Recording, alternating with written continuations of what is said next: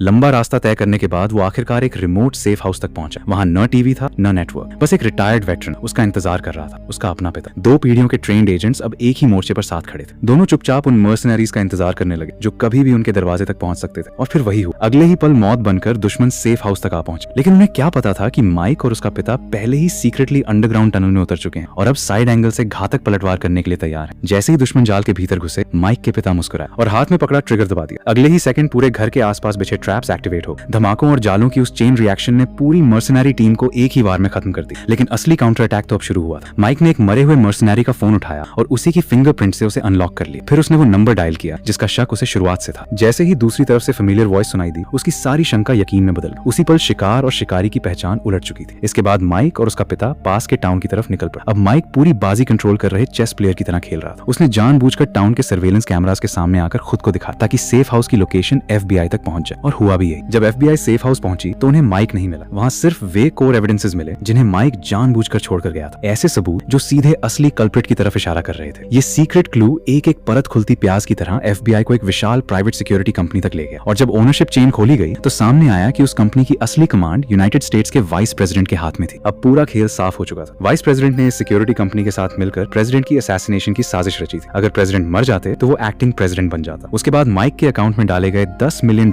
का इस्तेमाल करके पूरा ब्लेम रशिया पर डाला जाना ताकि रिटेलिएशन के नाम पर रशिया के खिलाफ एक massive military strike plan officially launch किया जा सके। और इस पूरे कंस्पिरेसी का सबसे गंदा हिस्सा अभी बाकी था। उस मिलिट्री स्ट्राइक प्लान से अरबों डॉलर के डिफेंस कॉन्ट्रैक्ट्स निकलने थे और उन कॉन्ट्रैक्ट्स का सबसे बड़ा फायदा आखिरकार उसी सिक्योरिटी कंपनी को मिलता जो वाइस प्रेसिडेंट के कंट्रोल में। यानी युद्ध, राजनीति, झूठ और पैसा सब एक ही साजिश का हिस्सा थे। अब सारे मुखौटे उतर चुके थे। सच दुनिया के सामने आ चुका था। माइक पूरी तरह बेगुनाही साबित हो गया और कुछ ही समय बाद प्रेसिडेंट भी कोमा से जाग उठे। इस बेरहम दुनिया में जहां पॉलिटिक्स और प्रॉफिट कई बार इंसानियत से ऊपर खड़े नजर आते हैं, वहां कुछ लोग देश की तकदीर को भी एक चेस पीस की तरह इस्तेमाल कर लेते हैं। लेकिन हर अंधेरे दौर में कोई ना कोई ऐसा इंसान जरूर होता है जो चाहे जितना धोखा खाए, चाहे जितना कुचला जाए, फिर भी अपने भीतर की जस्टिस और कॉन्शियंस के लिए आखिर तक लड़ता है। और वही असली ताकत है जो अंधेरे को तोड़ सकती है।